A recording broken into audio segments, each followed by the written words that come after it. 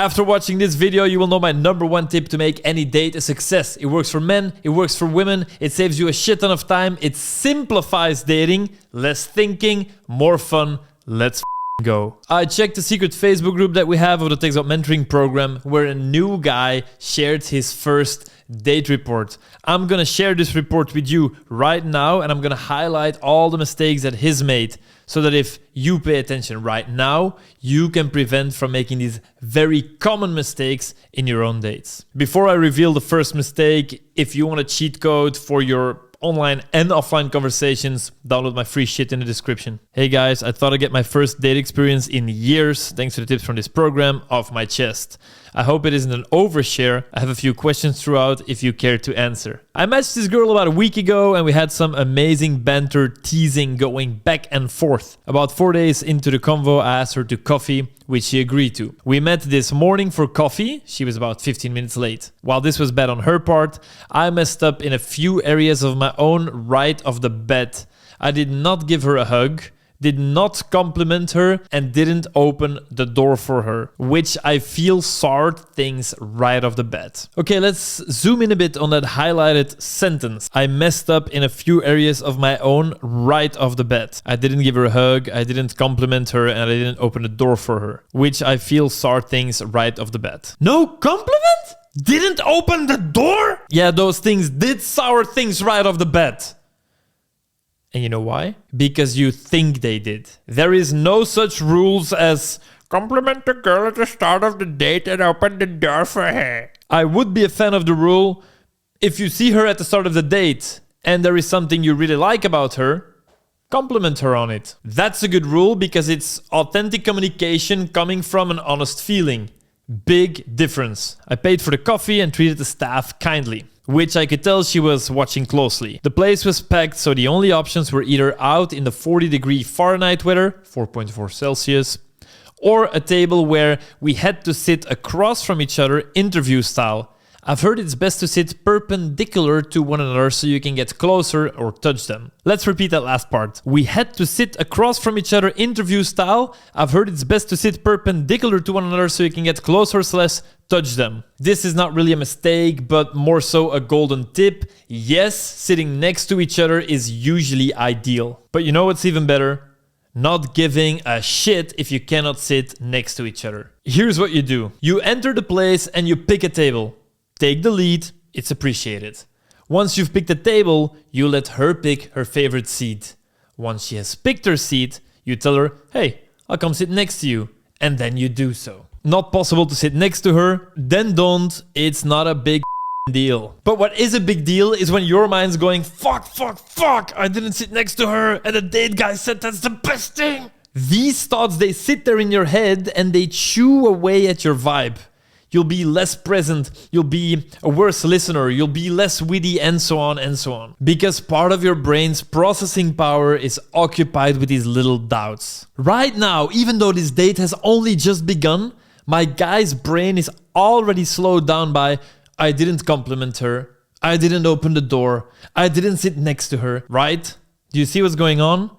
It's just really tough to be an in-the-moment fun guy when all that shit is going on in the back of your mind. And something that can help guys with this, something that gives them a lot of calmness, is having a few lines or a few stories that you can always tell to fall back onto. And maybe you won't even need them, but just knowing that you have them gives you a very reassuring feeling. And talking about lines, there's 10 that always work for free. Video description. She starts telling me about her weekends, specifically how she spends a ton of time with her friends and basically is the life of the party. Me, God's greatest introvert, is not about that life. I was truthful and I told her that I was taking care of my grandma yesterday because she had a fall. Should I have said that? I feel like that might be a bit of an overshare. Should he have said this? Fuck yeah. Props for being honest and props for being unfiltered. Some vulnerability straight from the start. Why not? And props for taking care of your granny when she needs you. We talked about different topics, work, movies, TV shows, working out, and we had virtually nothing in common. She was only into romantic shows, the only travel she did was to see family, straight up told me she doesn't plan ahead in her life, was only looking for something casual. She didn't have it listed on her profile, which is why I asked. Is that not something you ask on a first date? I'm looking for something more serious, but obviously want to start a little more casual. She gets blackout drunk every weekend, I don't drink, period, and never goes to the gym or cooks for herself. Literally, the only thing we had in common was that we liked the same flavor of a particular type of chips. Wait, what? The only thing we had in common was that we liked the same flavor of a particular type of chips.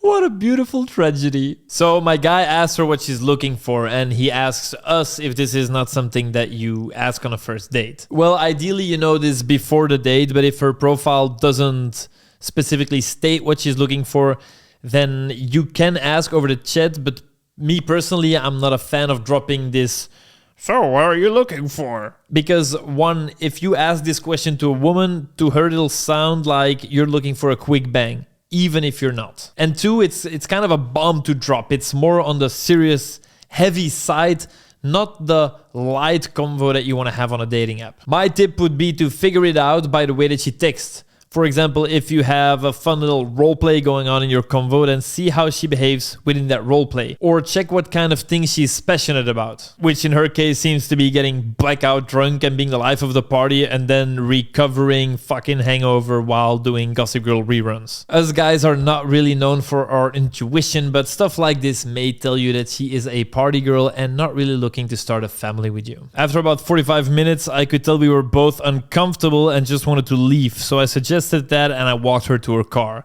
When we got to her car, I just flatly told her I didn't see anything between us, which she agreed with, but I wished her the best. About an hour after the date, I messaged her on Hinge that I enjoyed her time and I hope she found what she was looking for, then waited a little bit longer and unmatched her. I just flatly told her I didn't see anything between us, which she agreed with, but I wished her the best. Class act. These things are tough to do and most people will feel a big resistance to communicate these type of feelings. Boss move. No games played, no stringing along or giving false hope, saving your time and saving her time. I wasn't nearly as flirty in person as I had been on the app and kind of went into nice guy mode. But I just wasn't physically or emotionally attracted to her, so it was hard to flirt. Do you think me not being flirty caused the conversation to be dull and therefore not generate enough attraction? Or do you think we had nothing in common and no matter how much flirting I did, nothing would have worked out? Maybe a mix of both? I wasn't nearly as flirty in person as I had been on the app and kind of went into nice guy mode. Firstly, props for realizing and admitting this. Secondly, you said this was the first date you had in years, so don't sweat it. And the truth is that you can expect a bunch more of these bad dates because repetition, that's how you learn anything in life. But I just wasn't physically or emotionally attracted to her, so it was hard to flirt. Do you think me not being flirty caused the conversation to be dull and therefore not generate enough attraction? Or do you think we had nothing in common and no matter how much flirting I did, nothing would have worked out? Maybe a mix of both. Man, there's so many things to say here, but there's a few very important things for anyone that's dating. Yes, it's tough to flirt with someone you're really not into. Would nothing have worked no matter how much flirting he did? No. Put me in front of anyone I feel zero attraction with and I will make it mega flirty at the snap of a finger. By the way, do you also want that superpower? Then feel free to subscribe so I can jam all my knowledge into your brain. But honestly, the more important question to ask ourselves here is, should you flirt with someone you feel nothing for? Because how are you treating yourself when you act this way? I think my guy 100% took the noble route by staying true to himself and not act in a way that is not in congruence with how he feels. An interesting side note is when I asked this mentee if this girl was maybe less attractive than on her profile, he said that it was the opposite. She was beautiful on her profile, but she was even more beautiful in real life. But because of this personality mismatch, to him, she went from a stunner to just like that. Take care of your appearance. It helps in the first phase of dates, but after that, it is always, always, always your personality and your dating skills that take over, and developing those is 100% your responsibility. To learn 3 conversational techniques that make any date more fun but that also work on dating apps, check out this video right there. I fucking love you. I wish we could be holding hands right now. I'll see you in the next video.